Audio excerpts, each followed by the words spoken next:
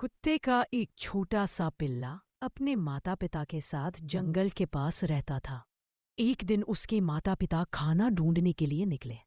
शाम होने लगी लेकिन वे वापस नहीं आए। पिल्ले को डर लगने लगा। बाद में पता चला कि किसी की गाड़ी से टकराकर दोनों की मृत्यु हो गई थी। पिल्ले को बहुत रोना आया। उसे मम्मी पापा की याद आ रही थी। रोता रोता वह जंगल की ओर चल पड़ा। तभी उसे एक हिरन मिला। हिरन को उस पर दया आ गई और वह पिल्ले को अपने साथ ले गया। रात हुई तो उसने पिल्ले को सोने के लिए जगह दी, लेकिन पिल्ले को नींद नहीं आ रही थी। हर छोटी सी आवाज पर वह बाहर निकलकर भौंकने लगता था। हिरन को इस बात पर गुस्सा आया। उसने कहा, अगर तुम ऐसे ही बार बार बाहर जाकर भौंकोगे तो शेर को हमारे बारे में पता चल जाएगा।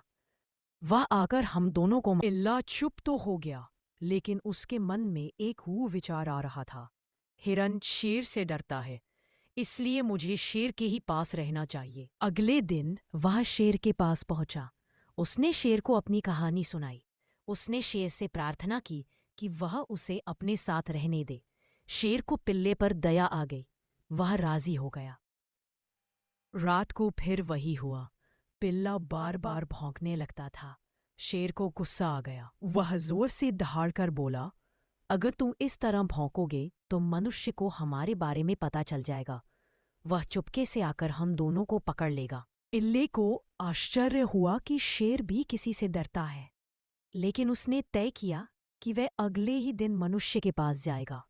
सुबह होते ही वह शहर की ओर चल पड़ा। उसे जो पहला मनुष्य मिला वह उससे बोला, मैं अकेला हूं, क्या आप मुझे अपने साथ रहने देंगे?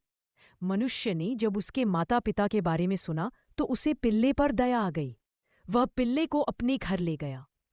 रात हुई और पिल्ला अपनी आदत के अनुसार बाहर जाकर भौंकने, लेकिन मनुष्य नाराज नहीं हुआ, बल्कि वह खुश हुआ। वह अब निश्चिंत था कि यदि कोई चोर उसके घर में आएगा तो कुत्ते से डरकर भाग जाएगा।